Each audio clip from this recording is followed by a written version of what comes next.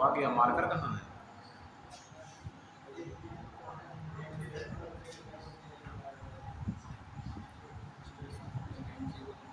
आकाश, marker ले आओ अभी।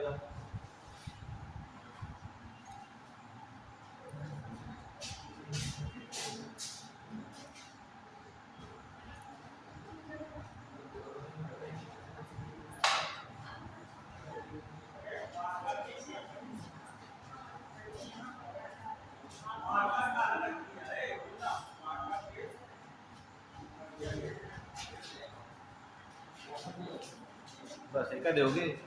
नहीं, ये दिए गए वहाँ से। एक क्लास में करना।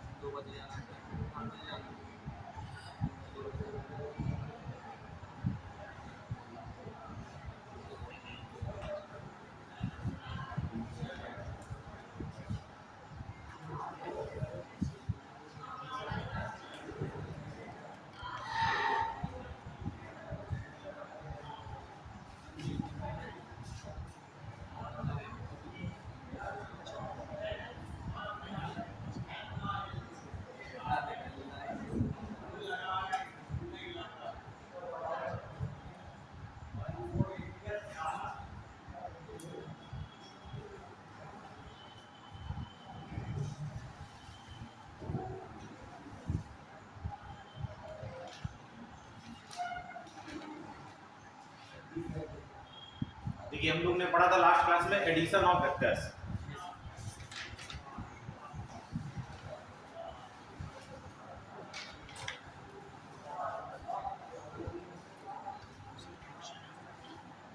बताएगा वेक्टर का सब्ट्रैक्शन कैसे करते हैं, दो वेक्टर को कैसे सब्ट्रैक्ट करें।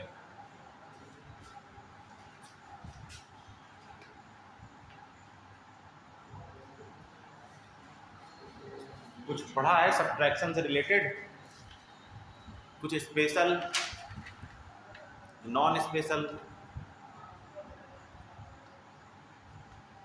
कुछ नहीं? क्या पढ़ा बताओ, ध्यान में कुछ तो याद होगा, पढ़ा है तो कुछ तो याद। इसमें नीचे की तरफ कोण है।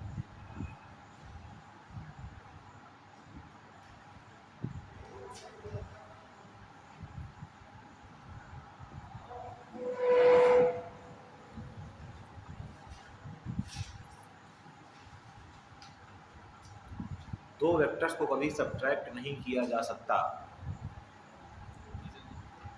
कॉन्सेप्ट के हिसाब से, ठीक, जुगाड़ के हिसाब से किया जा सकता है। ठीक, कैसे? जैसे आपसे कह रहा हूं कि एक वेक्टर है AXI का है, AYJ का है, AZ K का है, और एक वेक्टर है BSI का है, BYJ का है, BZ K का है, और आपसे कह रहा है इनको क्या करिए, सब्ट्रैक्ट करिए। ठीक, ध्यान दीजिएगा, दो वेक्टर्स को कभी आप सब्ट्रैक्ट नहीं कर सकते। ठीक, इसके लिए करते क्या है हम लोग लेते हैं, यूज करते हैं एंटी पैरेलल वेक्टर। इसका यूज करते हैं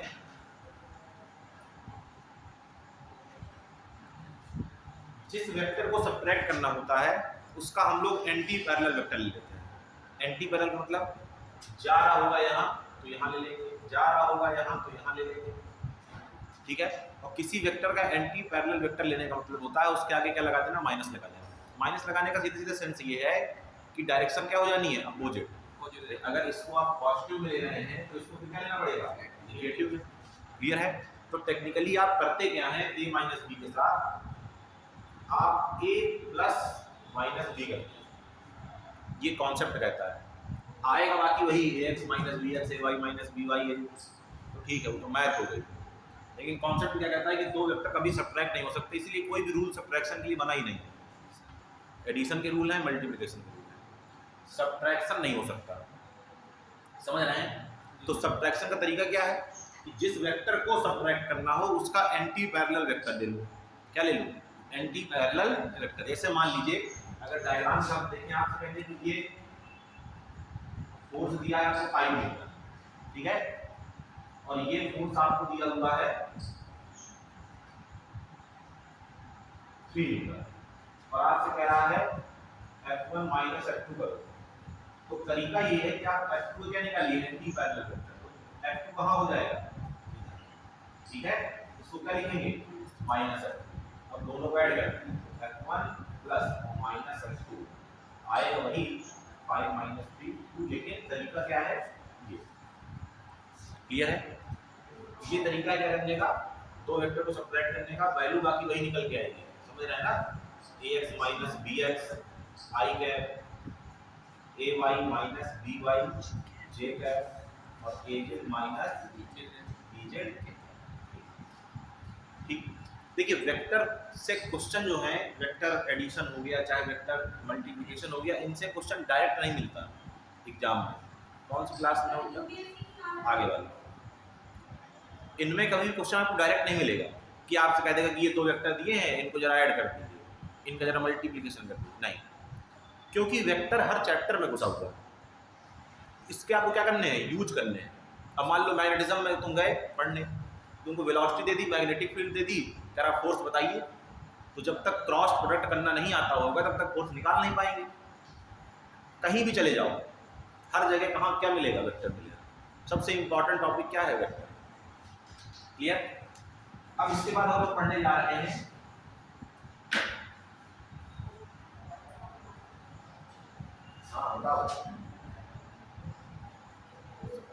क्लास ऊपर चले जाओ, फर्स्ट फ्लोर पे।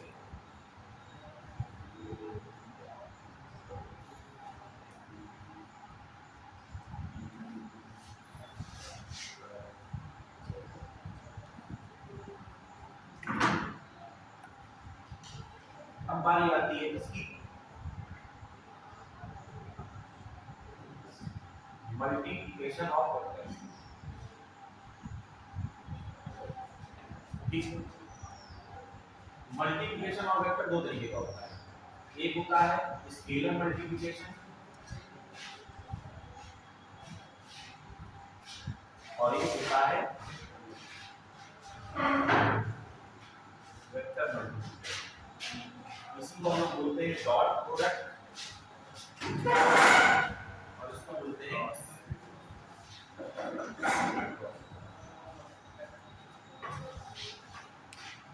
सुबह तो घुमा नहीं पाते हो, दोपहर में पढ़ने आए हो। साइकिल लेने गया तो साइकिल खराब थी, इसमें साइकिल में आता तेरा, मुझे नींद आ रही है भाई। मैं कह रहा हूँ जब सुबह चलती थी कोचिंग 8 बजे वाली, वो इस समय 5 कोचिंग का टाइम है। अच्छा, 2 से 5 में कोई कोचिंग नहीं है, 2 से 5 एकदम फ्री। अच्छा, सुबह 1 घंटे का 9 रुपए। बहुत यूनिक स्टूडेंट हो तुम, इसकी 2 से 5 में कोई कोचिंग नहीं है। क्यों, सही कह रहा हूँ ना? हाँ, चलिए बताइए जरा क्या होता है स्केलर मल्टीप्लिकेशन और क्या होता है वेक्टर मल्टीप्लिकेशन। तो बताइए, ताजा ताजा 11 पास करके आए, 12 को बताएं। तो सर इसका स्टूडेंट के जाके बस बस बस बस बस बस। हाँ क्या नहीं आता? ये नहीं आता वेक्टर? हाँ तो बताओ। समय समय पे आपको अपने गुरुजियों की इज्जत जानी होती है यहाँ, है ना? नहीं बता पा रहे हैं तो इज्जत हो रहे हैं, बचाइए इज्जत। बताइए क्या है स्केलर मल्टीप्लिकेशन और वेक्टर मल्टीप्लिकेशन? हिंदी वाले ध्यान दें। अदिश गुणन,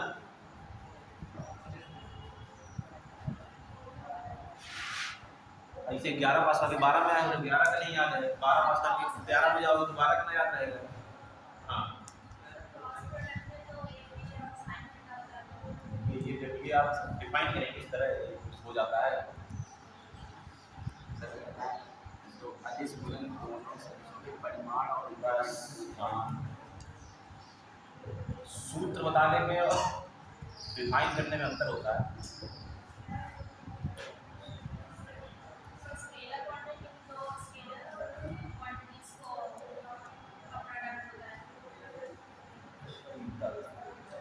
स्केलर क्वांटिटी का प्रोडक्ट करा के वेक्टर चैप्टर में पढ़ेंगे। अच्छा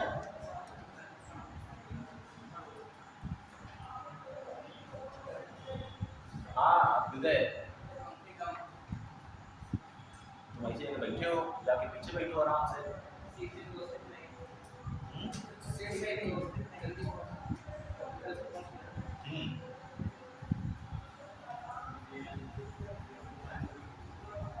भूल गई, कभी ध्यान था? अभी इस साल कौन सी क्लास में हो तुम? तो 12 तुम्हारा हो चुका है ना, इसी साल हुआ है ना? 2 साल हो गए। अच्छा तुम बीएससी वाले हो, कुछ नहीं कर रहे हो? हाँ तो ऐसे ही चलेगा।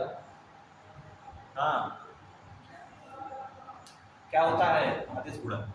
जब इसमें दो सदस्यों का गुणा किया जाता है और अधिक राशि प्राप्त होती है, तो गुणन होता है। और उसमें जब दो सदस्यों का गुणा किया जाता है और अधिक राशि प्राप्त होती है। ये है डेफिनेशन। जब दो सदिशों को इस प्रकार का किया जाए, गुणा किया जाए, when two vectors are दोनों में प्रोडक्ट तो वेक्टर का ही होगा, क्योंकि हम लोग वेक्टर मल्टीप्लिकेशन ऑफ वेक्टर्स पढ़ रहे हैं ना, तो प्रोडक्ट तो वेक्टर का ही होना है। अब वेक्टर का प्रोडक्ट दो तरीके से हुआ। एक बार दोनों वेक्टर को इस तरीके से मल्टीप्लाई किया गया कि जो आंसर मिला वो स्केलर मिला, इसलिए उसका नाम क्या है? Scalar multiplication. और एक बार दो वेक्टर को इस तरह मल्टीप्लाई किया गया कि जो आंसर था वो क्या मिला?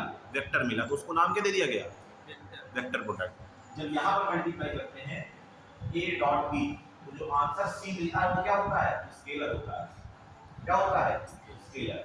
और जब यहाँ पर मल्टीप्लाई करते हैं a क्रॉस b, तो जो वेक्टर जो आंसर आता है वो क्या आता है? वेक्टर आता है। यहाँ से इनका नाम पड़ा है क्या? स्केलर मल्टीप्लिकेशन और वेक्टर मल्टीप्लिकेशन। अब अगर देखिए आंसर आता क्या है, तो a डॉट b का फॉर्मूला क्या निकल के आता है? Mod of a mod of b angle between vectors. हाँ फॉर्मूले छुट्टी में ना तो है। अच्छा ठीक है, वो हो गया, शुरू हो गया।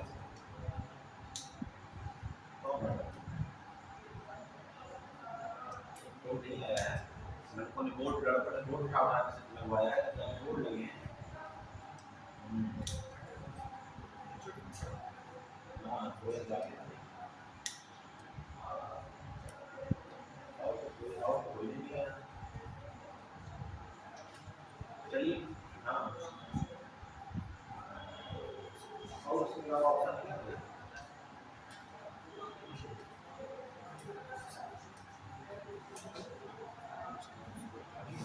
ठीक है, पंखे लगे हैं, देखिए थोड़ा गर्मी है, माहौल नया तो पता चलेगा क्या होगा। अभी तो ठीक है, तो सामान है। हाँ क्लासिक भी चाहिए, इस बार बात करते हैं। हाँ तो देखो जरा क्या करना है, पहले वेक्टर का मैग्नीट्यूड, दूसरे वेक्टर का मैग्नीट्यूड और दोनों के बीच का एंगल, जैसे जो भी दोनों के बीच क्या होगा? एंगल होगा। एंगल लेने का तरीका आपको बताया था, याद रखिएगा हमेशा, या तो टेल से टेल और या हेड से यहाँ ए क्रॉस बी, तो ए बी साइन थीटा, और क्योंकि ये इसको वेक्टर बनाना है, देखो ए बी साइन थीटा तो एक स्केलर क्वांटिटी भाई, इसका मैग्नीट्यूड ए लोगे तो कुछ मिलेगा 2 4 10 15 20, बी का मैग्नीट्यूड मिलेगा 2 4 10 15 20, कॉस में साइन में जो भी तुम एंगल ले लो कोई ना कोई क्या मिलेगा, नंबर ही मिलेगा, सब नंबर मिलके क्या बनाएंगे स्केलर, लेकिन आपको क्या चाहिए वेक्टर चाहिए, तो वेक्टर के लिए हमने क्या लगा दिया यूनिट वेक्टर, ठीक है। कुछ लोग इसको एन कैप पढ़ते हैं, एक्चुअल में ये क्या होता है थीटा, क्या होता है ये थीटा, थीटा नहीं ये लगा दिया तो 2 और थीटा हो गया थीटा, बी थीटा नहीं ईटीए, ठीक है। हमको मतलब उससे नहीं, हमको मतलब इससे, क्या है ये यूनिट वेक्टर। अच्छा कोई मुझे बताएगा कि आखिर यूनिट हर वेक्टर के पास डायरेक्शन होती है, तो आखिर डायरेक्शन बताने के लिए यूनिट वेक्टर का ही क्यों यूज करते हैं, आखिर यूनिट वेक्टर में और ऐसा क्या है जो है मतलब क्या सिस्टम है उसका, तो 2 होता तो क्या हो जाता,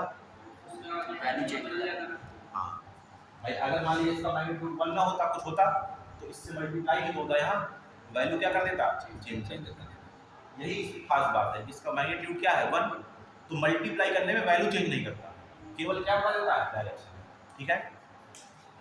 इसमें अगर नोट करो इसके बारे में थोड़ा चर्चा ज़्यादा लंबी चलेगी।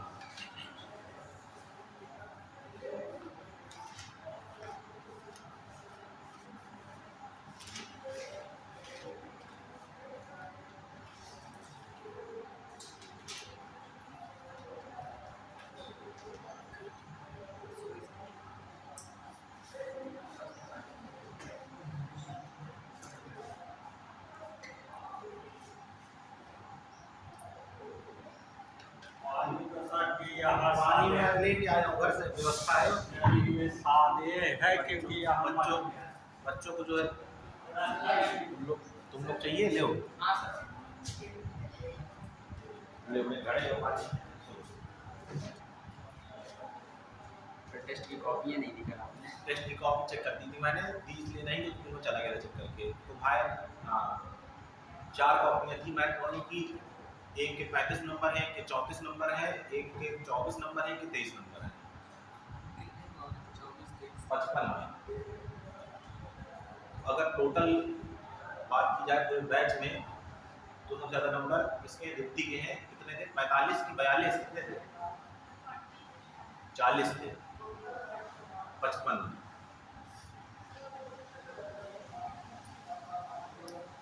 बायो वाले बायो में 3 के नंबर पा जाते हैं ना, ये समस्या है 3 के इसलिए क्योंकि बहुत बायो का पेपर मैथ की तुलना बायो से कभी नहीं की जा सकती, तो उस मैथ वाला को तो बायो में नहीं आंसर, वो ठीक है, मैं कह रहा हूँ कि मैथ के पेपर में और बायो के पेपर में गलती होने की संभावना और बाकी संभावना बहुत ज़्यादा होती है, अंतर है।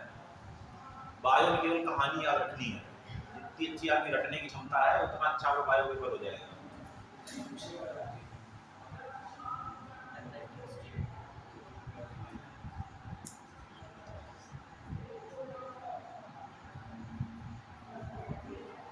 केमिस्ट्री तो तोता छाप सब्जेक्ट नहीं है,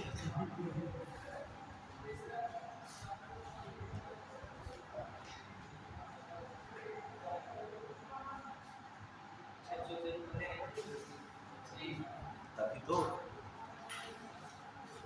जो चीज अच्छों में पल लेना पड़े, आपका सब जो है कचरा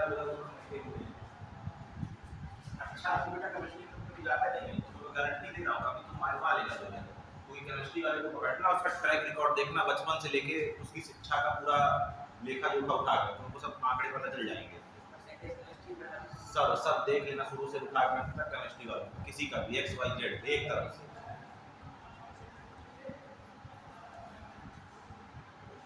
जब चॉइस नहीं रहेगी कोई तब आदमी केमिस्ट्री की तरफ मूव करता है,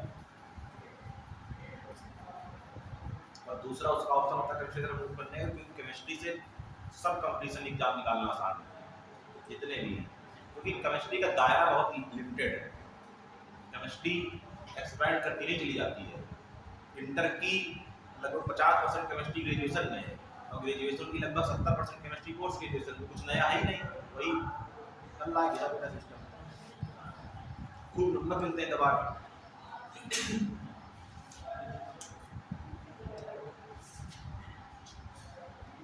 अब जैसे मैं तुम लोग को एग्जाम्पल बताता हूँ, हम लोग के टाइम पे जब हम लोग इंटर किए थे तो हम लोग के साथ ऐसे ही पढ़ने वाले लड़के थे जिनको केमिस्ट्री की स्पेलिंग लिखना नहीं आता था, और उनके 96 नंबर केमिस्ट्री में। कितने?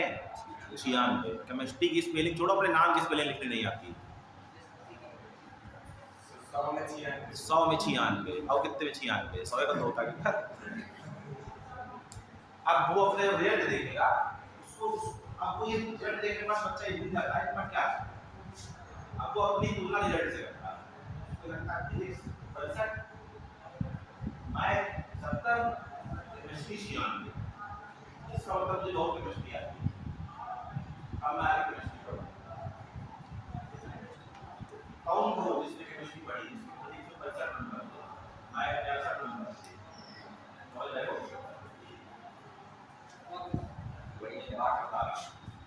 काउंट था का मतलब वो था जिसके ये थे, फिर केमिस्ट्री को आगे गए और ताना देना केमिस्ट्री वालों से किसी थे। ठीक है, मैं तो फिजिक्स का मतलब है खतरों से खेलना, जरा सा चूके नहीं खेल खत्म। मान लो मैं तुम्हारा सवाल लगा रहा हूँ और लगाते लगाते अटक जाए, है कि नहीं? बहुत रिस्क है। अब जरा ध्यान चाहिए,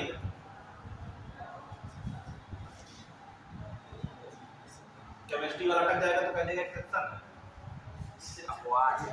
क्या है? अपवाद है। चलो मैं अपवाद ढूंढ लिया गया, इधर आइएगा इसके पास।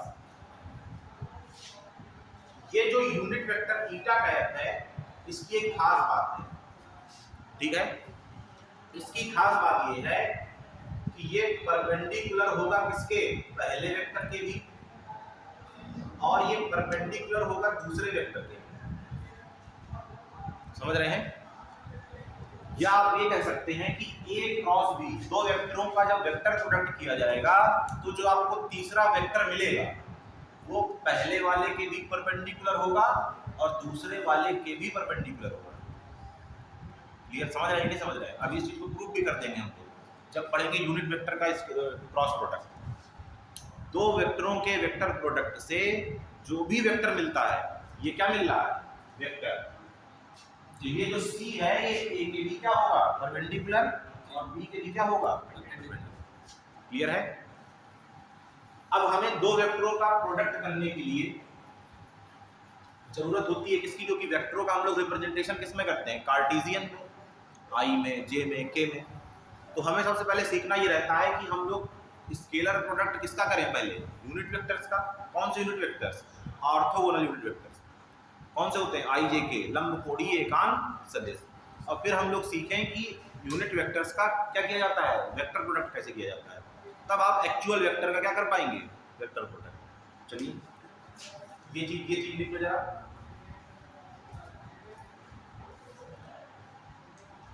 इसके बाद ये जो ईटा का है ये क्या होगा? Perpendicular to A and perpendicular to B।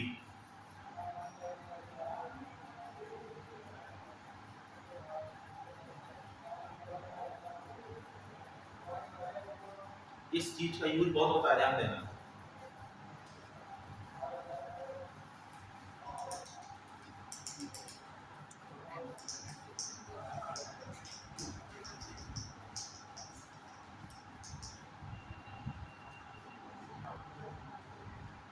जैसे जो हमारी लाइट है वो क्या है? एक इलेक्ट्रोमैग्नेटिक वेव। इलेक्ट्रोमैग्नेटिक वेव्स वो होती हैं जिनमें इलेक्ट्रिक फील्ड और मैग्नेटिक फील्ड क्या हो? दोनों। और इलेक्ट्रोमैग्नेटिक वेव्स होती है ट्रांसवर्स वेव। कैसी वेव होती है? ट्रांसवर्स। आप लोगों ने 11th में पढ़ा होगा ट्रांसवर्स, हिंदी वालों ने पढ़ा होगा अनुप्रस्थ तरंगे। क्या होती है अनुप्रस्थ तरंगे?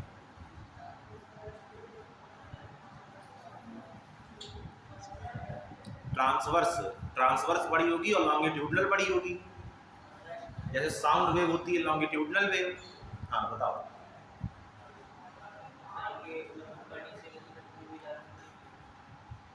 परिभाषा क्या है? परिभाषा कैसे करेंगे? ऊपर नीचे तो जाती है, ठीक है।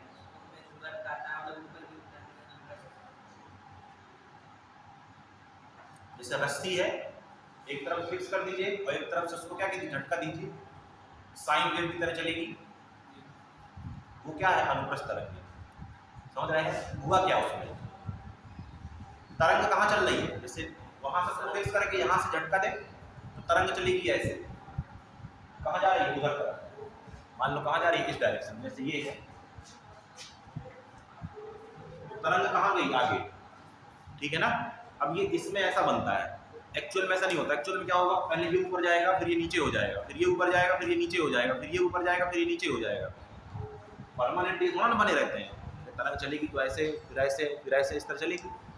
तो देखिए जब ये वाली आपको वेव मिलेगी तो होगा क्या? यहाँ का जो पार्टिकल रहा होगा अब ये ऑसिलेशन स्टार्ट करेगा। पहले ये थोड़ा इतनी ऊपर जाएगा, फिर इतनी ऊपर जाएगा, फिर इतनी ऊपर जाएगा, फिर यहाँ से मैक्सिमम ऊपर चला जाएगा, फिर ये नीचे आना शुरू होगा, फिर ये नीचे आएगा, फिर ये कहाँ जाएगा? इधर जाएगा, इधर जाएगा, इधर जाएगा, फिर ये अपनी मीन पोजीशन पे आएगा, फिर ये ऊपर जाएगा। समझ रहे हैं? एक पार्टिकल नहीं है ये, कई सारे पार्टिकल हैं। यहाँ वाला पार्टिकल यहाँ गया, यहाँ वाला पार्टिकल यहाँ गया, यहाँ वाला पार्टिकल यहाँ गया, यहाँ वाला पार्टिकल यहाँ गया। तो मीडियम के जो पार्टिकल है वो कहाँ मोशन कर रहे हैं? वाई में। और जो वेव चल रही है वो कहाँ चल रही है? एक्स में। जब पार्टिकल का ऑसिलेशन, कहाँ के पार्टिकल? मीडियम के पार्टिकल। किसके? रस्सी के पार्टिकल। जब मीडियम के पार्टिकल का ऑसिलेशन की जो डायरेक्शन है और जो वेव के तरंग के चलने की डायरेक्शन है, दोनों क्या हो? परपेंडिकुलर हो। इस तरह की वेव को बोलते हैं अनुप्रस्थ, यानी कि ट्रांसवर्स। और जब जो पार्टिकल्स हैं उनके ऑसिलेशन की डायरेक्शन भी यहाँ हो और वेव भी यहीं चल रही हो, उसको क्या बोलते हैं? जैसे हम लोग जो साउंड वेव प्रोड्यूस कर रहे हैं बोल बोल के, वो इसी तरह चल रही है। इस तरह नहीं, मतलब दूसरी तरीके से, अनुदैर्ध्य तरंगों की तरह। ठीक है, समझ रहे हैं? हाँ, संपीड़न और विरलन, कंप्रेशन और रेयर फ्रैक्शन बोलते हैं इसको। दो प्रोसेस होते रहते हैं साउंड वेव्स में, तभी वो आगे क्या चलती है? प्रोपगेट करती हैं। खैर, तो अब इसमें जो आपकी ईएम वेव होती है, इनमें इलेक्ट्रिक फील्ड और मैग्नेटिक फील्ड दोनों होती है। और दोनों की खास बात ये होती है कि दोनों एक दूसरे के परपेंडिकुलर होते हैं। ठीक है, तो जैसे मान लो तुमसे कह दे कि इलेक्ट्रिक फील्ड है इस डायरेक्शन में, ठीक है, और मैग्नेटिक फील्ड है वाई डायरेक्शन में, तो बताइए इलेक्ट्रोमैग्नेटिक वेव की डायरेक्शन कहाँ होगी? तो याद रखिएगा हमेशा, इलेक्ट्रोमैग्नेटिक वेव की डायरेक्शन जो होती है वो होती है ई क्रॉस बी, मतलब इलेक्ट्रिक फील्ड और मैग्नेटिक फील्ड। अब ये ई क्रॉस बी तुम निकालोगे कैसे, वो मैं भी तुमको बता रहा हूँ। जैसे उसने कहा ई कहाँ चल रही है? एक्स में, एक्स का यूनिट वेक्टर क्या होता है? आई। और ये कहाँ चल रही है? वाई में, वाई का यूनिट वेक्टर क्या होता है? जी। तो अगर तुमको आई क्रॉस जे निकालना आता है तो तुम्हें डायरेक्शन पता चल जाएगी। समझ रहे हो? बोलो। क्योंकि आप ये नहीं कह सकते हैं कि अगर एक, आप ये नहीं सोच सकते हैं कि एक एक्स में चल रहा है, एक वाई में चल रहा है तो दूसरा जेड में ही चलेगा। माइनस जेड भी तो है, माइनस जेड भी तो दोनों के परपेंडिकुलर है। समझ रहे हैं? क्रॉस प्रोडक्ट से जो वैल्यू आएगी वो क्या आएगी? हमेशा इसके भी परपेंडिकुलर और इसके भी परपेंडिकुलर। क्लियर है? तो हम लोग सबसे पहले क्या पढ़ लें? यूनिट वेक्टर्स का प्रोडक्ट पढ़ लें, सारी चीजें क्लियर हो जाएंगी। तो हेडिंग डालिए, स्केलर मल्टीप्लिकेशन या dot product of orthogonal unit vector, मतलब हिंदी वाले लिख लें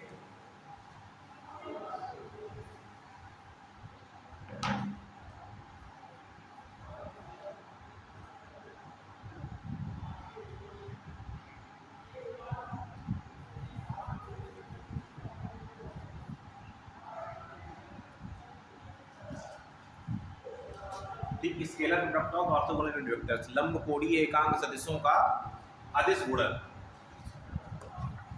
कितने होते हैं? 3 होते हैं, आई, जे और के। तीनों का क्या करना है? मल्टीप्लिकेशन करना है। तो कितने कॉम्बिनेशन बन सकते हैं? 9 कॉम्बिनेशन बन सकते हैं। कैसे हो सकता है? आई का किसमें हो जाए? आई में। फिर हो सकता है जे, आई का किसमें हो जाए? जे में।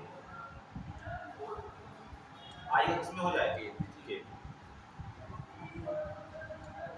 फिर जे का हो सकता है किसमें हो जाए?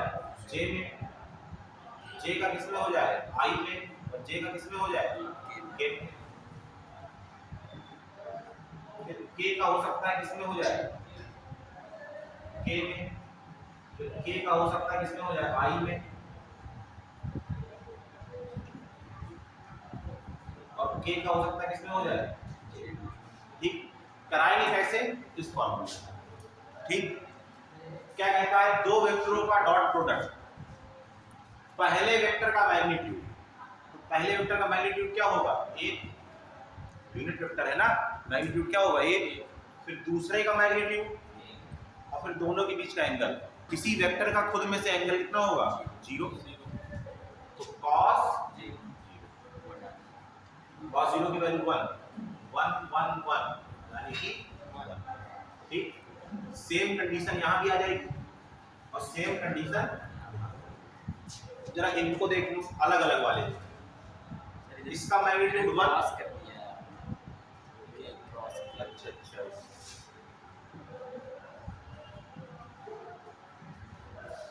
इसका मैग्नीट्यूड 1, इसका मैग्नीट्यूड, और i और j देखो, ये है x यानी कि i, ये है y यानी कि j, और ये है z यानी कि k। देखो ये है i कैट और ये है j कैट, दोनों के बीच कितना एंगल है, cos 90 कितना होता है, आगे 0। इसी तरह ये भी 0 आएगा, क्यों, क्योंकि x और z के बीच में भी cos कितना हो जाएगा 90, ये भी 0, ये भी 0, ये भी 0 और ये भी 0। मतलब डॉट प्रोडक्ट का आंसर तभी कुछ मिलेगा जब खुद में से हो रहा हो, बाकी सब क्या है 0। क्लियर है। इसी तरह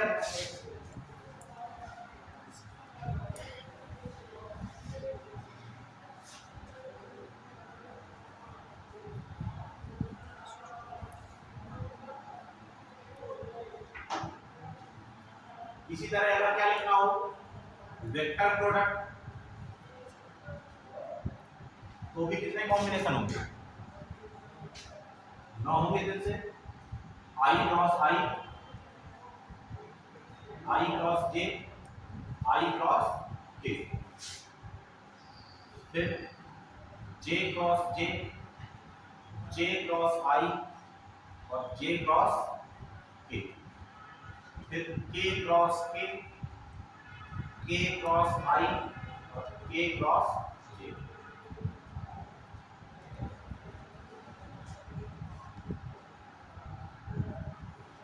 दो वेक्टरों के क्रॉस प्रोडक्ट की डायरेक्शन निकालने के लिए कोई रूल पढ़ा है? अगर दो सदिश दिए हों जैसे इस तरह,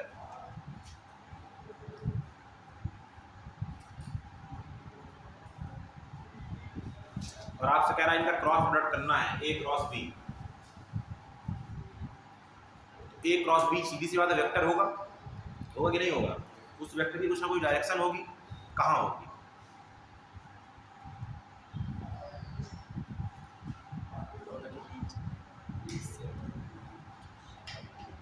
दोनों की 20 से। अरे यार एडिशन थोड़ा ना कर रहे हैं यार, एडिशन में 20 से होती है ना, कोई रूल नहीं पढ़ा, मैं पूछ रहा हूँ कोई रूल पढ़ा है? स्क्रू रूल नाम सुना है? कहाँ सुना है नाम? 11th वाले में कि 12th वाले में? स्क्रू रूल, पेंच नियम हिंदी में, मैक्सवेल वाला तो तुम लोगों ने, मैक्सवेल वाला तो एक बार हाई स्कूल में सुना होगा और फिर 12 में सुनोगे। खैर स्क्रू रूल एक ही है, ठीक है। स्क्रू रूल का बेसिक यूज यही है, क्या, दो वेक्टर के क्रॉस प्रोडक्ट की डायरेक्शन बताना, ठीक है। सबसे बेसिक रूल है क्या, दो वेक्टर के क्रॉस प्रोडक्ट की डायरेक्शन निकालने का। क्या कहता है, जहां दोनों वेक्टर मिल रहे हैं वहां रख दीजिए स्क्रू को, ठीक, जहां दोनों वेक्टर मिल रहे हो वहां क्या रख दीजिए स्क्रू को, और जहां से जहां का प्रोडक्ट निकालना है, जैसे ए से बी का निकालना है तो स्क्रू को यहां रख के ए से बी घुमाइए, स्क्रू को यहां रख के कहां से कहां घुमाइए, ए से बी। तो जब ए से बी घुमाएंगे तो ऐसे घूमेंगे। अब जरा सोचो, जब स्क्रू ऐसे घूमती है एंटी क्लॉक तो बाहर आती है कि अंदर आती है, ढीली होती है ना, ढीली मतलब कहाँ आती है, बाहर, तो इसकी डायरेक्शन कहाँ होगी, बाहर। समझ रहे हैं, दो वेक्टर जहां मिल रहे हो उनके ज्वाइंट वाले पॉइंट पर रखिए स्क्रू को, पहले से दूसरे की तरफ घुमाइए। कहां से घुमाइए, पहले से दूसरे की तरफ, जहां स्क्रू मोशन करे जिस डायरेक्शन में वही होगी इनके क्रॉस प्रोडक्ट की दिशा। अगर तुमसे पूछता बी क्रॉस है बताओ, देखो ध्यान समझना, ए क्रॉस बी कहाँ आया, बाहर। अगर बी क्रॉस ए पूछता तो यहीं रखते, कहां से कहां घुमाते, बी से, यानी कि क्लॉकवाइज कहां जाता, अंदर। एक चीज और यहां से क्लियर हो रही है कि ए क्रॉस बी और बी क्रॉस ए हमेशा एक दूसरे क्या होंगे, अगर क्रॉस प्रोडक्ट में वेक्टर का ऑर्डर चेंज किया जाता है, ए का बी, बी का ए, तो आगे क्या लग जाता है माइनस। क्लियर है, ये अभी यहाँ से भी क्लियर हो जाएगा। अब जरा समझो इनके जो आंसर आने हैं, जरा समझना ध्यान से। आई क्रॉस आई फॉर्मूला याद है ए क्रॉस बी का, ए बी साइन थीटा और ईटा का। ईटा का ऐसा होना चाहिए जो इन दोनों के क्या हो परपेंडिकुलर। क्लियर है, इसका मैग्नीट्यूड 1, इसका मैग्नीट्यूड 1 और दोनों के बीच का एंगल खुद से खुद का एंगल 0 और साथ में ईटा का कुछ लगा दो तो साइन 0 हो जाएगा। इस तरह ये भी 0 मिल जाएगा, ये भी 0 मिल जाएगा। ठीक, अब आते हैं आई क्रॉस जे, मैग्नीट्यूड इसका 1 इसका भी 1 और दोनों के बीच का एंगल कितना होगा,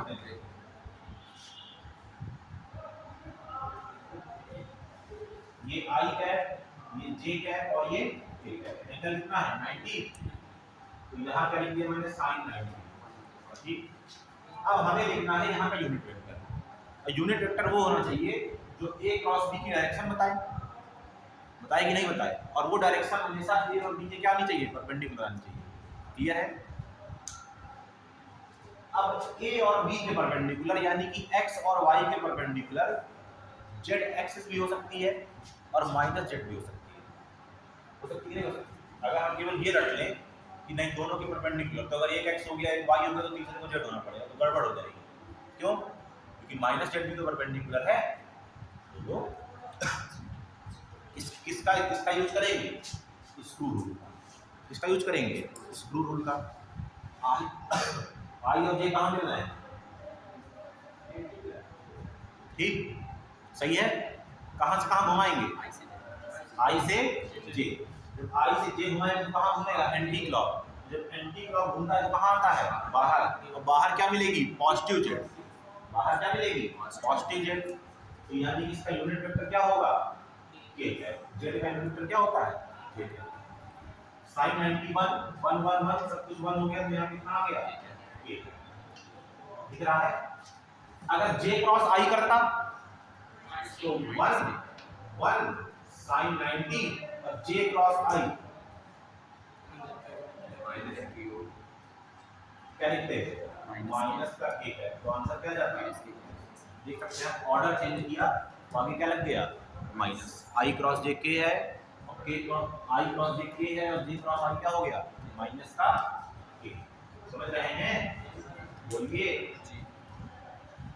अब देखो स्क्रू रूल, ये जितने भी आंसर आते हैं इसके सब स्क्रू रूल से ही आते हैं। लेकिन अब क्योंकि मान लो मैं तुमसे कहूँगा आई और के लो, तो 3D तुम बना नहीं पाओगे, क्योंकि हमारे पास जो सिस्टम होता है वो किसमें होता है, 2D में। तो हम विजुलाइज नहीं कर पाते, फिर हमको याद करनी पड़ती है ट्रिक। सब ने पढ़ी होगी ट्रिक, बहुत कॉमन ट्रिक है। क्या, एक गोला बनाते हैं, याद है, नहीं याद है, साइक्लिक ऑर्डर में आई जे और के लिख लेते हैं। पहली बार देख रही हो क्या, अच्छा तो कैसे याद किया ये, ठीक है, बच्चे क्रॉस के निकालो। कैसे निकलवा दिया था, ऐसे कैसे निकलवा दिया था, कोई तो तरीका होगा। हमारे पास 2D है तो सबके पास 2D है, किसी के पास 3D थोड़ा ना होगा। बिना बिना इसके कहाँ,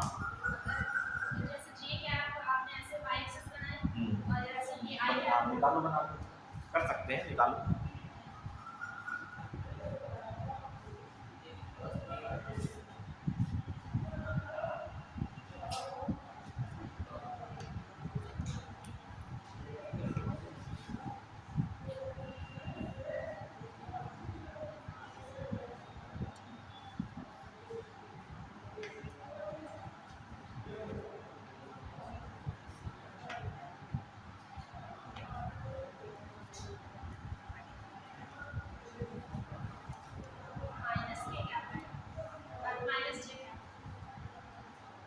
जे क्रॉस के निकाल रही हो, जे ही है, ये निकाल रही थी, ये निकाला है। क्या निकाला है तुमने अभी,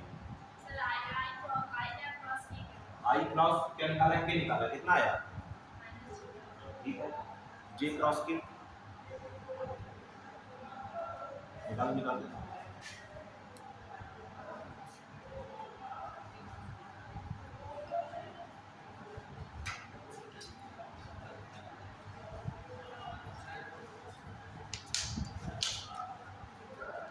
से जब आया करो तो एक अगरबत्ती जला के आया करो कि मौसम ऐसा ही रहे, वहाँ से जला के आएंगे तो ठीक है, तभी पढ़ने में मजा आएगी।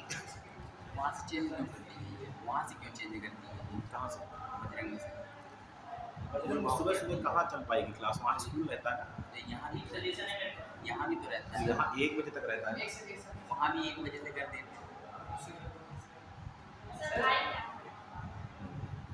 अब जितना टाइम तुम्हें 2 निकालने में लगा है, सर आप कह रहे हैं एक ट्रिक बताना, मैंने ट्रिक सर ने नहीं बताई। मैं बता कह रहा हूँ आपको क्वेश्चन करने में बहुत समय लग जाएगा। तो बस निकाल लो क्या करना। हाँ, नहीं याद नहीं कर पाओगे, तुम नहीं याद कर पाओगे, कोई नहीं याद कर पाएगा। जब मुझे नहीं याद है तो कैसे याद हो जाएगा? मैं भी जब सोचता हूँ तो मैं इसी के हिसाब से सोचता हूँ। खैर देखिए, चलिए कुछ चीज़ें हैं जो नहीं याद हो सकती, उनके साथ समस्या है। क्या क्या याद करेगा आदमी, ठीक है? कॉन्सेप्ट समझ में आ गया, आंसर सबका यही से आएगा, किससे? स्क्रू रूल से। आंसर किसका किससे आएगा? स्क्रू रूल से। लेकिन थोड़ा जल्दी करने के लिए क्या करेंगे, कुछ देखना पड़ेगा सिस्टम। तो करते क्या है, एक सर्किल बना लीजिए, ठीक है? साइक्लिक ऑर्डर, साइक्लिक ऑर्डर मतलब एक तरफ चलते हुए, जैसे देखो आई, फिर आगे बढ़े तो जे, फिर आगे बढ़े तो के। कोई जरूरी नहीं है, तुम चाहो तो ऐसे बना लेना, अपनी मर्जी के बने, लेकिन सबको एक तरफ से बनाना है। बना लिया, तुरंत बना लिया। अगर क्लॉक वाइज चलेंगे तो वैल्यू पॉजिटिव लेंगे, ठीक, समझ रहे हो? और अगर ऐसे चलेंगे, ऐसे चलेंगे एंटी क्लॉक वाइज, तो वैल्यू क्या लेंगे, ठीक। दूसरा तरीका बता देता हूँ, आई के बाद जे आता है और जे के बाद के आता है। अगर इसी तरीके से चलना तो पॉजिटिव लेना, आई के बाद जे के बाद के बाद आई, आई के बाद जे के बाद के के बाद आई के बाद जे के बाद के, मतलब नंबर से चलना तो पॉजिटिव लेना। और घूमने लगना, मतलब के बाद आई जाने की जगह तुम जे आ जाना, मतलब उल्टा चले आए तो वैल्यू निगेटिव। तुरंत समझ सकते हो, या तो क्लॉक एंटी क्लॉक समझ लो, या देख लो कि क्या सही सही आगे बढ़ रहे हैं या पीछे की तरफ बढ़ रहे हैं। आगे बढ़ेंगे तो पॉजिटिव, पीछे बढ़ेंगे नेगेटिव। देखिए खटाखट, आई क्रॉस के, ये है आई और ये है जे, के जाना है उल्टा जाना पड़ेगा। कहाँ जाना पड़ेगा? उल्टा, यानी कि क्या आएगा? माइनस का, और 2 के बाद जो बच रहा है वही आएगा, तो माइनस का जे। और देखिए जे क्रॉस के, लाइन से चल रहे हैं, जे क्रॉस के प्लस का आई, के क्रॉस जे, के उल्टा आना पड़ा, के क्रॉस जे, के क्रॉस आई, सीधा सीधा। और कुछ बचा? हो गया, ठीक। आई क्रॉस जे, लाइन से चले, के, जे क्रॉस आई उल्टा चले माइनस, के क्रॉस जे, के क्रॉस जे, के क्रॉस जे माइनस आई, उल्टा चल रहा है ना, के क्रॉस जे उल्टा चले माइनस आई, आई क्रॉस के, आई क्रॉस के उल्टा माइनस का जे, जे क्रॉस आई माइनस के क्रॉस आई। क्लियर है? कोई दिक्कत? समझ गए? 2 चीजें, डॉट प्रोडक्ट तभी काम करता है जब खुद का खुद में से हो रहा हो, और क्रॉस प्रोडक्ट तभी काम करता है जब किसी दूसरे से हो रहा हो। क्लियर है? अब जैसे तुमसे कह रहे हैं इलेक्ट्रिक फील्ड एक्स डायरेक्शन में और मैग्नेटिक फील्ड वाई डायरेक्शन में, बताओ इलेक्ट्रोमैग्नेटिक वेव किस डायरेक्शन में चलेगी? ई क्रॉस बी, आई क्रॉस जे, के, इसमें चलेगी पॉजिटिव जेड पे, ठीक है? मान लो तुमसे कह दे, क्या कह दे, ध्यान समझना, कि इलेक्ट्रिक फील्ड चल रही है एक्स में और मैग्नेटिक फील्ड चल रही है माइनस वाई। किसमें चल रही है? माइनस वाई में। तो माइनस वाई का मतलब माइनस जे, सही है? पहले माइनस को बाहर निकाल, बचेगा आई क्रॉस जे, क्या हो जाएगा? कहाँ चलेगी? Minus Z direction. क्लियर है? इतना याद रखेंगे तो क्रॉस प्रोडक्ट ट्रिक करना आएगी। समझ रहे हैं? स्क्रू रूल क्यों सबसे अच्छा है? मान लो कभी ऐसी जगह फंस गए कि जहां पे आई और जे नहीं है, समझ रहे हैं? समझ रहे हैं? केवल डायग्राम बना हुआ है, तब क्या करेंगे? जिन लोगों ने इंटर में बायो सेवर्ट लॉ पढ़ लिया होगा उन लोगों को समझ में आ गया होगा कि स्क्रू रूल की क्या इंपॉर्टेंस है। क्लियर है ना? तो केवल तरीका वही है, क्या? जहां दोनों वेक्टर मिले स्क्रू रख दीजिए, पहले से दूसरे की तरफ घुमा दीजिए, जहां की तरफ स्क्रू जा रही है वही क्या है? डायरेक्शन ऑफ उनके क्रॉस प्रोडक्ट। क्लियर है बात? इतनी बातें नोट कर लीजिए, ठीक है, इसको ध्यान से इसके नीचे बनाइएगा। आई जे के कर लीजिए। अगर क्लॉकवाइज चलेंगे तो पॉजिटिव लेंगे, एंटी क्लॉक चलेंगे तो क्या लेंगे, नेगेटिव लेंगे। कॉन्सेप्ट इसके पीछे का स्क्रू टूल ही है, लेकिन समय बचाने के लिए और कंफ्यूजन से बचने के लिए हम लोग इसका यूज करते हैं। पर बहुत ही कॉमन चीज है ये आपको किताबों में मिल जाएगी मेरी समझ से। नहीं है स्क्रू रूल, नहीं स्क्रू रूल तो मिलेगा ही। स्क्रू रूल कहाँ मिलेगा, जहाँ का टॉपिक होगा क्रॉस प्रोडक्ट पढ़ते समय।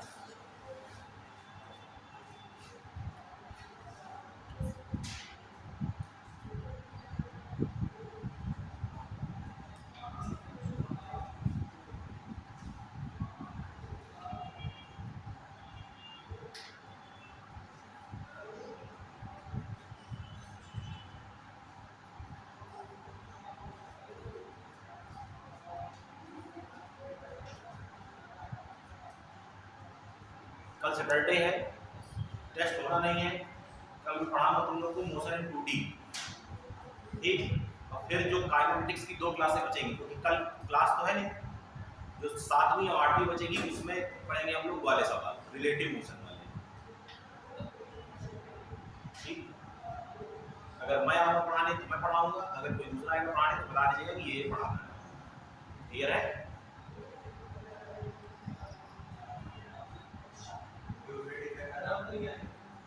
उसको यार थोड़ा जाना है बाहर।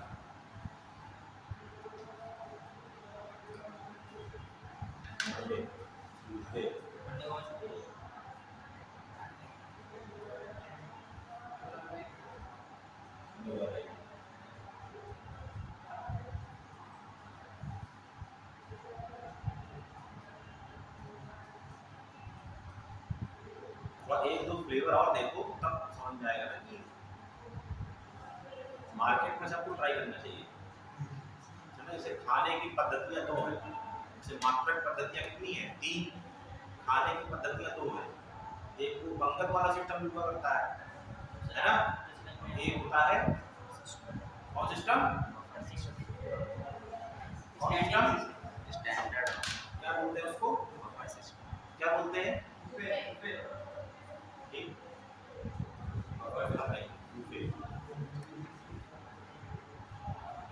है, बोलते तो यही ना।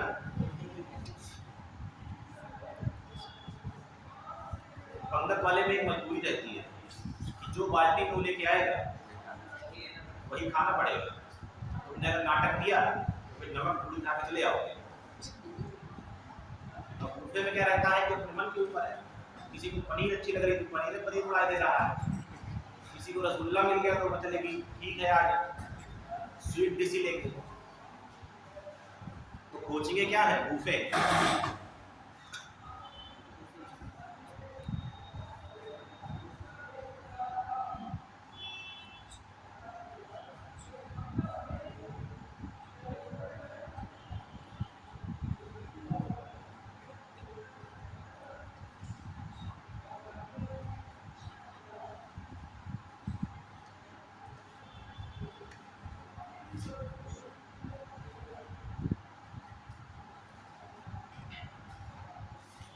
मान लो बायोलॉजी की टाइपिंग ऐसे होगी तो बायोलॉजी कोई दूसरा ही पढ़ाने आएगा, टाइपिंग का चक्कर है।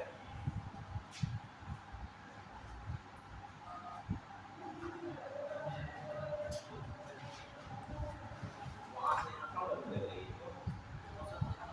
मौसम की वजह से आज यहाँ खुला है ना, खुला भी है, पंखे भी नहीं है, यहाँ चर्चा की जाएगी, कम से कम पंखा लगा ऊपर हो गया। चलिए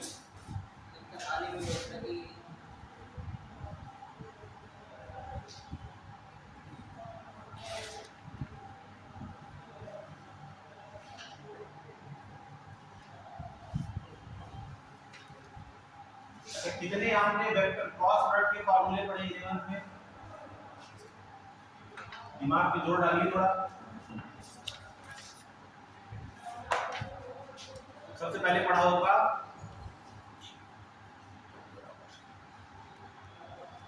याद है, टॉर्क, फोर्स और डिस्टेंस का क्रॉस प्रोडक्ट याद है, नहीं याद है, F r sin थीटा और आपने पढ़ा होगा एंगुलर मोमेंटम, कुछ लोग एल से दिखाते हैं, कुछ लोग जे से। क्या होता है? R cross p. क्लियर है? आर क्या होता है? डिस्टेंस या रेडियस, और पी क्या है? Linear momentum. जैसे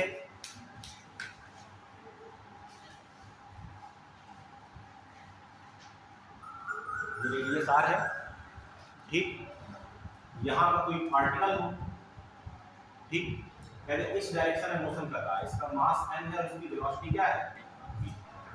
ठीक, अगर कोई पार्टिकल घूम रहा है तो उसके पास क्या होगा? Angular momentum. क्या होगा उसके पास? Angular momentum. आपसे पूछ ले एंगुलर मोमेंटम की डायरेक्शन बताओगे भाई? मैं कह रहा हूँ वेक्टर टॉपिक खुद में इंपॉर्टेंट नहीं है, लेकिन वेक्टर जहाँ जहाँ घुसा हुआ है हर जगह इंपॉर्टेंट है। आज से कोई पूछे कि जो पार्टिकल मूव कर रहा है सर्किल में, भाई सीधी सी बात है, यहाँ से जा रहा है वैसे घूमेगा, तो इसका एंगुलर मोमेंटम कहाँ होगा? डायरेक्शन बताएं। केंद्र से क्या है? सब 11th के टॉपिक है।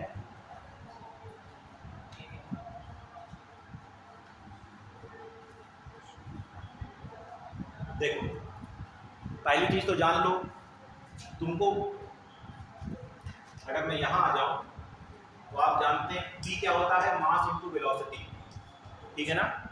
मास स्केलर क्वांटिटी है, बाहर फेंक दीजिए, क्या बचेगा? R cross V, vector R cross vector V। तुमको V की डायरेक्शन तो मालूम है, कहाँ है? ऊपर की तरफ, लेकिन तुम्हें R की डायरेक्शन नहीं मालूम। तो याद रखना हमेशा, रेडियस एक वेक्टर होती है। क्या होती है? रेडियस एक वेक्टर होती है जिसकी डायरेक्शन हमेशा कहाँ होती है? आउटवर्ड। डायरेक्शन इसकी कहाँ होगी? हमेशा। क्लियर है? अब देखो काम तुम्हारा फिट है, एक वेक्टर ये है, एक वेक्टर ये दोनों का जॉइंट का पॉइंट है, पहले से दूसरे की तरफ स्क्रू घुमानी है, काम हो जाना है। आर से बी, आर से बी कहाँ आएंगे? बाहर की तरफ। एंगुलर मोमेंटम का कहाँ होगा? एल या जे, कहाँ होगा? बाहर। बाहर किसे दिखाते हैं? डॉट से। क्लियर है? छोटी छोटी चीजें हैं, कहीं भी मिल सकता है वेक्टर, हर जगह है, समझ रहे हो? कहीं भी मिल सकता है। बहुत खतरे का आदमी है, और ये सब छोटी छोटी चीजें हैं। सबसे खतरे की चीज यही है क्रॉस प्रोडक्ट, इसी में डायरेक्शन का चक्कर आता है, इसी को ध्यान देना है। क्लियर है? इसी तरह आर क्रॉस एफ, टॉर्क की डायरेक्शन निकालते थे हम लोग। जैसे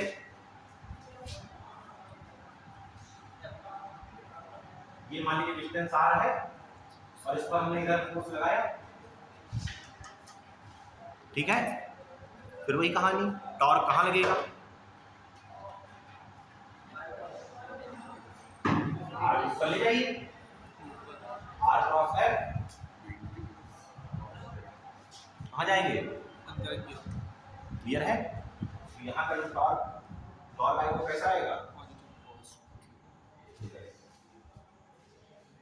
क्लियर? समझ रहे हैं कि नहीं? बोलो। क्रॉस प्रोडक्ट डायरेक्शन निकल आएगी डिफरेंट सिचुएशन में। जितने क्रॉस प्रोडक्ट के फार्मूले बड़े हो सब जाके ढूंढ लेना। 12th में तो बहुत सारे हैं, 11th में भी ढूंढना। 11th में कमी है, बहुत ज़्यादा नहीं है। एक टॉर्क हो गया, एक एंगुलर मोमेंटम हो गया, फिर उसके बाद तो थर्मोडायनेमिक्स में कुछ है ही नहीं। वेव में भी बस यही दो, मैकेनिक्स नहीं है दो। इस वाले 12th में आपको बहुत सारे मिलेंगे। ठीक, चलिए अब जैसे क्रॉस प्रोडक्ट निकालना कैसे है?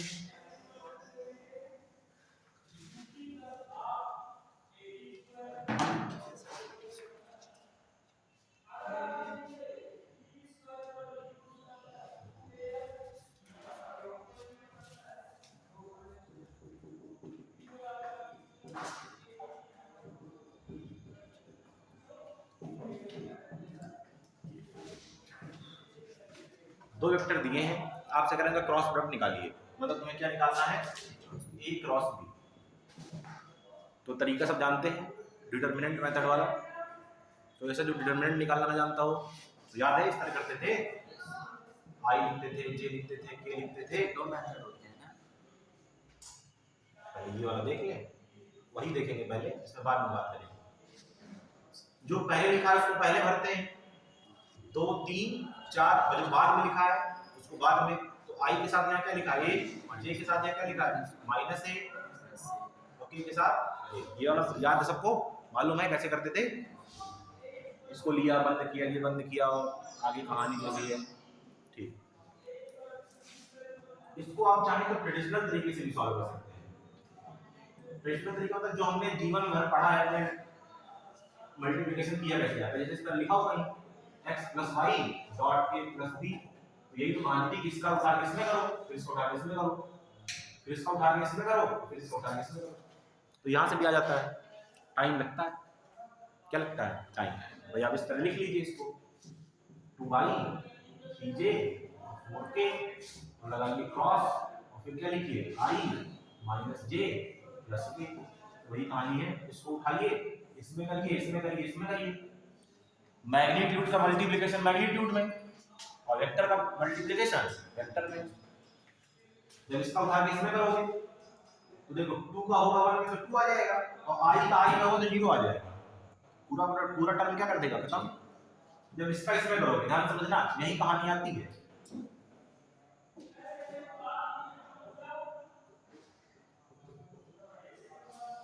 देखो इसको करना है इसमें, यहाँ j के साथ लिखा है -1 और यहाँ i के साथ लिखा है 2, तो क्या है 2 2 माइनस का 2 × -1 -2, और i क्रॉस j यानी कि k। ठीक, चलो इसका उठा के इसमें करो, तो यहाँ 2 है, यहाँ क्या लिखा है 1, तो प्लस का क्या आ गया 1, अब i क्रॉस k उल्टा चलना है, i क्रॉस k माइनस का। ठीक, इसका हो गया तीनों में, पहला 0 मिला था और 2 ये हो गए। अब इसको उठाओ, 3 1 प्लस का, और j का i से उल्टा चलना है, माइनस का j का 0 हो जाएगा, इसमें आ जाओ। तो 3 है और क्या है ये 1, तो प्लस का 3 और j क्रॉस k i। ठीक, प्लस इसका इसमें, तो सॉरी इसका 4 का 1 में 4, और k का i में, देखो k का i में क्लॉकवाइज चलना है, प्लस का j, फिर k का इसमें 4 और -1, माइनस का 4, k क्रॉस j, देखो k क्रॉस j उल्टा चले, बोलो, तो माइनस का i और माइनस माइनस क्या हो गया, प्लस i, और k क्रॉस k क्या हो जाएगा, 2 i वाले होंगे, 2 j वाले, 2 k वाले, जोड़ लो, i 7 i, j प्लस का 3j, 4 और माइनस का 1, और k तो माइनस का 5 k। ठीक, क्लियर है? अगर यहाँ आपकी प्रैक्टिस अच्छी है तो इस वाले तरीके में और इस वाले तरीके में तुमको बराबर टाइम लगेगा। अगर तुमको तरीका वो याद है जल्दी जल्दी करने का कि आई जे, मतलब बिना बनाए भी कर सकते हो, तुरंत इतना दिमाग में रहता है कि आई के बाद जे आता है कि आई के पहले आता है। क्लियर है ना? इसमें देखिए करते क्या है, डिटर्मिनेंट सॉल्व करने का तरीका सेम है। मुझे लगता है बायो वालों ने डिटर्मिनेंट पढ़ा होगा, पढ़ा है डिटर्मिनेंट, क्योंकि वो डिटर्मिनेंट आता है 11th में। देखिए सबसे पहले शुरुआत करिए यहाँ से, आई को लिख लीजिए, ठीक, ब्रैकेट लगा लीजिए, ठीक, जिसको लिखा उसका कॉलम नीचे वाला और उसके सामने वाली रो, ये दोनों बंद कर लीजिए, ठीक है। और आगे की तरफ मूव करते हैं, कहाँ की तरफ, आगे की तरफ, ठीक। सबसे पहले क्या मिलेगा 3, इसका क्रॉस मल्टीप्लाई करो यहाँ, तो 3 × 1 क्या होगा 3, फिर बीच में लगाते हैं माइनस, ठीक है। इसके बाद क्या मिलेगा 4 × -1 तो -4, और माइनस माइनस कर देंगे तो क्या हो जाएगा, फिर क्या लिखते हैं माइनस जी, पक्का? प्लस माइनस अल्टरनेट चलता है। ये किसने बताया प्लस माइनस अल्टरनेट चलता है?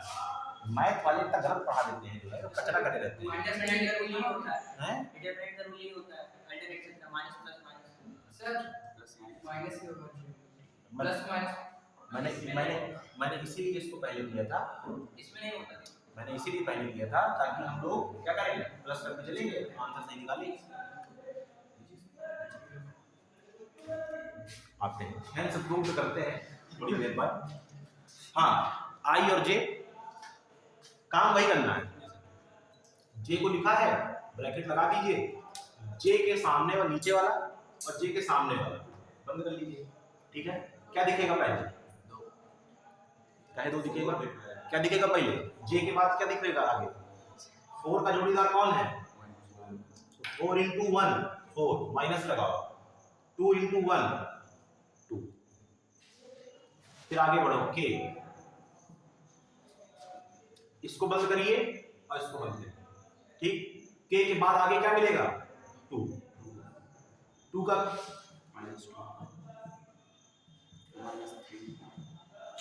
चार 3 7, 4 में 2 गए। एक मिनट, इसमें कुछ गड़बड़ हुई है कैलकुलेशन, देखो जरा ध्यान से।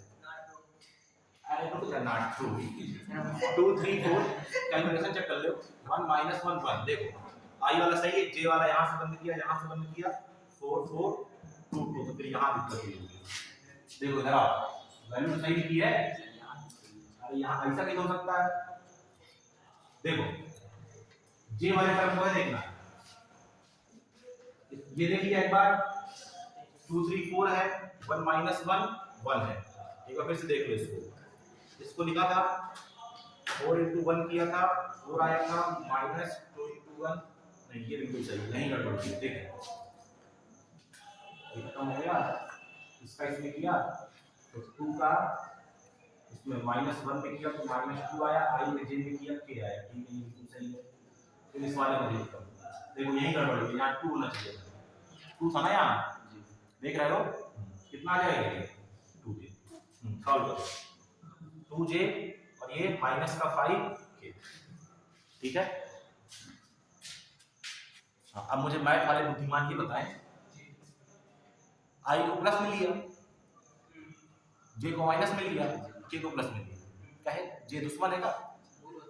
कौन सा रूल होता है? -1 की पावर r + c का तो फिर मैथ होता होगा, फिजिक्स में कोई भी रूल नहीं, आंसर यही आएगा उस पे। फिजिक्स में आप जान आंसर ये है, मैं बता रहा हूं, पहुंच रहा हूं। फिजिक्स का कोई रूल बात जल्दी बना नहीं होता।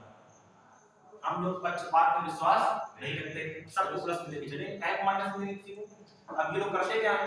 इसमें आई को मैं पहले बता रहा हूं, पहुंच रहा हूं, जान रहा हूं, मैं भी जान रहा हूं। जब मैंने इंटर में पढ़ा था तो मैंने भी वही पढ़ा जो तुमने पढ़ा है, क्योंकि हमको भी वही लोग पढ़ाते थे, घुमा फिरा के जो वही हैं इत्तल मित्तल सब धूमधाम वाले। देखो करते क्या है, कहानी समझिएगा, गेम समझिएगा। ये बताओ, जब तुमने आई को बंद किया तो तुमने क्यों इसका पहले मल्टीप्लिकेशन करा, इसका क्यों नहीं करा दिया? रूल होता है, रूल होता है ना। कौन सा रूल होता है? समझना बात को, ध्यान समझना। देखिए गेम, देखिए इनका आप जो है, इसको बंद करते हैं तो इसका मल्टीप्लिकेशन पहले इसमें कराते हैं और फिर इसका इसमें कराते हैं। ठीक है, जब इसको बंद करते हैं, ध्यान समझना, इसका इसमें करा देते हैं पहले। काहे भैया, ये कहां से रूल आ गया?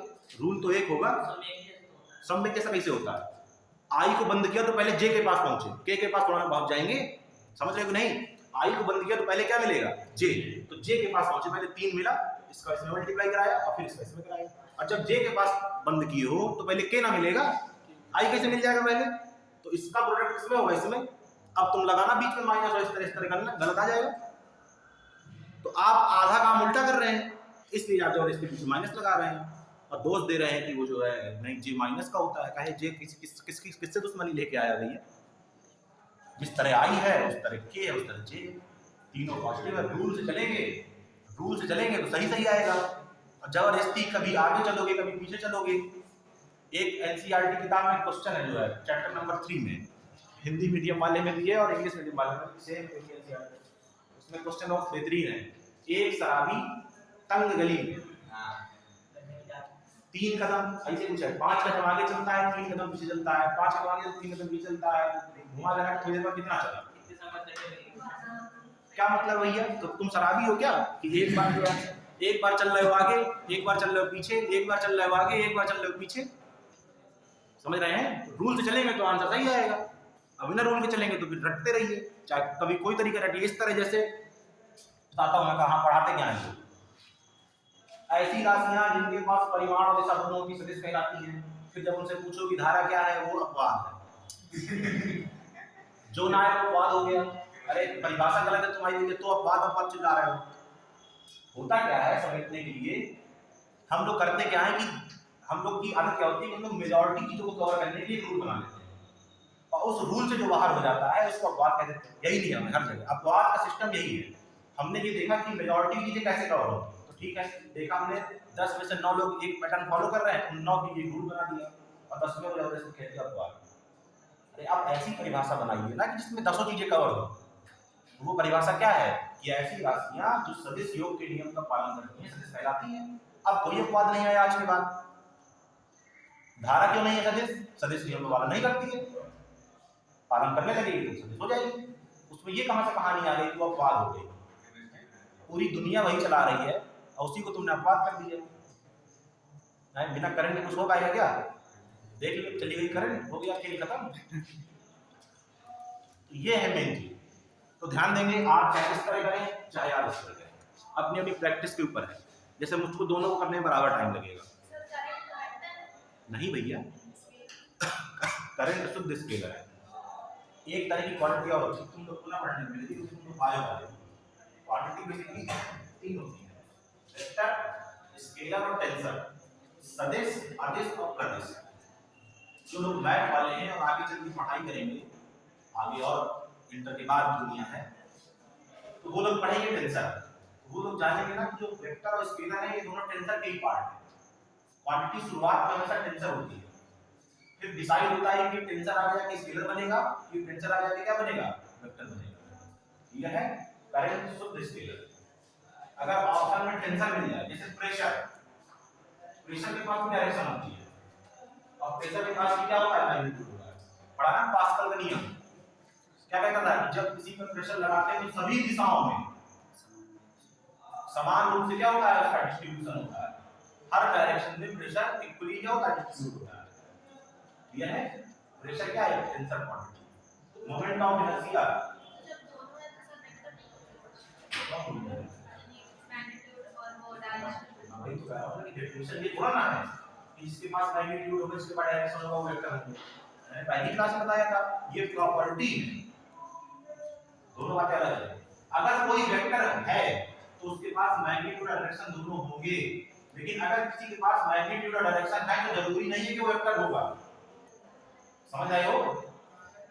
जैसे हम लोग अभी डायमेंशन पढ़ के आ रहे हैं, तो हम लोग पढ़ते क्या है कि अगर एलएचएस की डायमेंशन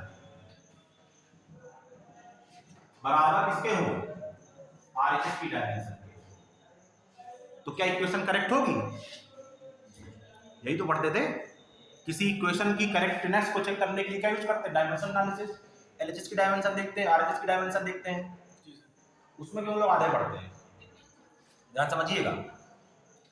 अगर मैं तुमसे कहूं काइनेटिक एनर्जी का फार्मूला है हाफ mv², ठीक, इसको चेक करना है कि ये करेक्ट है कि नहीं, तो हम लोग क्या करते हैं, एलएचएस की डायमेंशन निकालते हैं। एनर्जी की डायमेंशन वही होती है जो वर्ग की होती है, तो इसकी डायमेंशन हो जाएगी ml2t-2। इधर की डायमेंशन देखो, मास के लिए m, lt-1 का स्क्वायर, तो m l2t-2। क्लियर है? तो हमने क्या कहा कि क्योंकि एलएचएस की डायमेंशन आरएचएस की डायमेंशन के बराबर है इसलिए इक्वेशन करेक्ट होगी। नहीं, ये गलत स्टेटमेंट है। मैं अगर यहां से हाफ हटा भी लूंगा तब भी ये डायमेंशन सही जाएगी, लेकिन ये इक्वेशन गलत हो गई। रूल क्या है? रूल ये कहता है कि अगर एलएचएस की डायमेंशन आरएचएस की डायमेंशन के बराबर नहीं है तो इक्वेशन कभी करेक्ट नहीं हो सकती।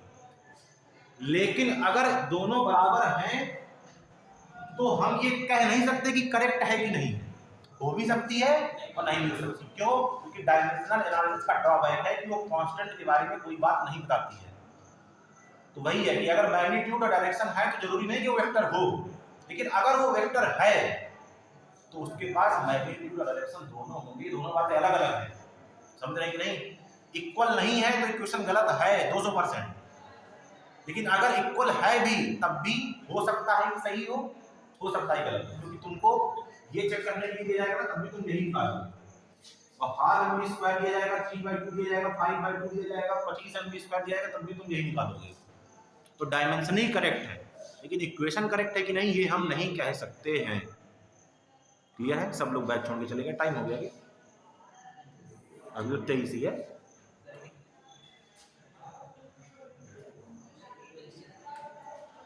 बात समझ रहे हैं? बोलो भैया, ये नोट किया था कि नहीं कल?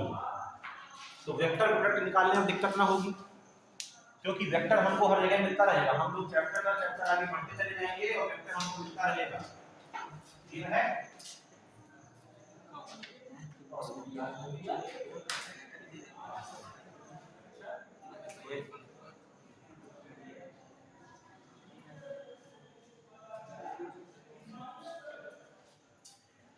जो लोग दिन भर गर्मी में पढ़ाते हैं उनको गर्मी लग रही है। जो मैथ की बुक में दिया रहता है अल्टरनेट प्लस माइनस, मैंने जो तुम्हें लॉजिक दिया वो तुम समझ आया? कहीं से तुमको गलत लग रहा है? उसने गलत छापी है क्या बुक? मैं मैथ के ऊपर कोई कमेंट नहीं करता।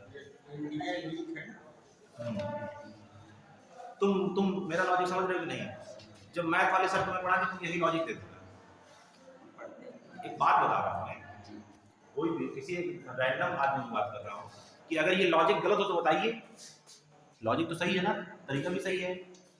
और मैथ वाले वो पढ़ाते हैं CIJ करके ना, यही चलता है ना, वो कोफिशिएंट को CIJ करके लिखते हैं, फिर वो 1 2 करके फिर आप डिटरमिनेंट निकालते समय तो मैट्रिक्स में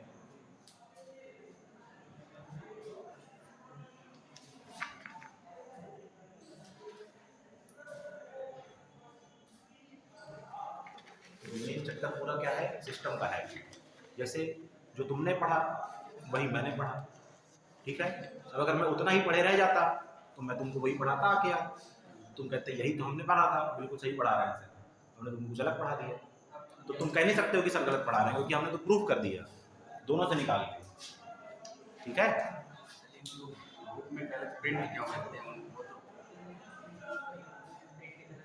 ये बताओ, बुक लिखने वाले ऑक्सफोर्ड के पढ़े होते हैं का? जो फिजिक्स में चलती है मित्तल जो है, चाहे वो मित्तल जो है ऑक्सफोर्ड के पढ़े हैं का? है यहाँ पढ़े मेरठ इटावा के पढ़े हुए जो है सबसे रद्दी बुक जो है। पूरे एक्सरसाइज के सवाल लग रहे हैं, उससे आंसर सही होता है। अरे मैं कह रहा हूँ सीधी सी बात है। अब तुमसे कोई कहेगा, अब मान लो क्वेश्चन दिया 2 + 3 और आंसर में दिया है 5, तो 5 तो आएगा। इससे बुक की क्वालिटी का क्या पता चलता है कि आंसर सही आ रहा है? तो क्वेश्चन है, क्वेश्चन का आंसर दिया। बुक की क्वालिटी का पता चलता है कि उसमें लैंग्वेज क्या लिखी हुई है। अगर आपको लैंग्वेज की समझ रखनी है तो NCERT आगे पढ़िए, और किसी और थ्योरी में बहुत ज्यादा महारत हासिल करनी है तो असली मैनेजमेंट उठानी पड़ेगी। दिक्कत ये है कि बांग्लादेश शहरों के बच्चों को इंटर में मित्तल और इंटर के बाद HC वर्मा, इसके आगे दुनिया में कुछ ना बताया गया, ना सुनाया गया, ना समझाया गया।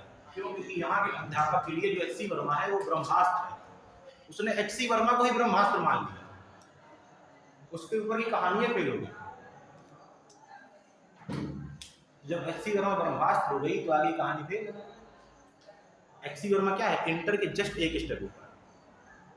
बहुत बेहतरीन बुक थोड़ा ना है, प्रैक्टिस बुक है, सवाल है, झोंके नहीं। मैथ की RD सर, उसको लोग भगवान माने। जैसे जो स्तर जो है उसका HC वर्मा का फिजिक्स में है, वही स्तर RD शर्मा का मैथ में है। अब ये हुआ कैसे? एक बार IIT के पेपर की खास बात ये होती है कि उसमें कोई भी क्वेश्चन किसी बुक से नहीं उठाया जाता। एक बार RD शर्मा का एक क्वेश्चन IIT के पेपर में आ गया। पता नहीं पेपर सेट करने वाले के दिमाग में क्या रहा होगा, उसको नियम न मालूम रहे होंगे, क्या न मालूम रहे होंगे, बुक का क्वेश्चन आ गया। RD शर्मा भगवान। अरे भैया इतने सारे क्वेश्चन हैं, एक तो क्वेश्चन आ गया वो RD शर्मा हो गई, कसमें खाने लगा आदमी RD शर्मा के नाम। यही सेम हाल हुआ HC वर्मा के साथ। एक दो बार उसके क्वेश्चन एक आधे IIT के एग्जाम में मिले, तो IIT 80% क्वेश्चन आप HC वर्मा में बना के देख लीजिए, बेहद सामान्य 20% क्वेश्चन थोड़ा सा अच्छे लेवल के हैं। समझ रही नहीं? ये है किताब पढ़नी है फॉरेन राइटर की, क्योंकि उसने लिखी है वहाँ की परिस्थितियों के हिसाब से, वहाँ के लड़कों के मेंटल लेवल के हिसाब से। तुम बांदा में रह के बांदा में कंपटीशन कर रहे हो तो तुम्हारा क्या विकास है? समझ रहे नहीं? HC वर्मा आते हैं बिहार से, उन्होंने जब बुक लिखी तो बिहारी पृष्ठभूमि के हिसाब से, मतलब वहाँ के बच्चों का स्तर क्या है और आसपास का स्तर क्या है, बहुत ज़्यादा कोई वो थोड़ा ना है। समझ रहे हो? तो ये ना सोचो कि एच.सी. वर्मा किताब हम लगा रहे हैं तो बिल्कुल ब्रह्मास्त्र पर ले रहे हैं, ठीक है, बहुत कुछ ब्रह्मास्त्र नहीं है। सवाल ठीक है, प्रैक्टिस करिए, अच्छी चीज़ है, लेकिन आप सोचते कि हम उसको पढ़ के बिल्कुल ब्रह्मा बन जाएंगे, तो ब्रह्मा ना बन जाएंगे, बिल्कुल फैक्ट है, समझ रहे हैं कि नहीं? चाहे एच.सी. वर्मा हो चाहे आर.डी. शर्मा हो, ठीक। जब लगे कि बन गए हो तो बताना। अंजनी इसको छोड़ेंगे, तुम्हारा ब्रह्मास्त्र खुश हो जाएगा। कहाँ गया, वो नहीं आया आज, ठीक है। उसी का नाम है क्या अंकित, जिसके ऊपर ब्रह्मास्त्र छोड़ा था पिछली बार? वही अंकित।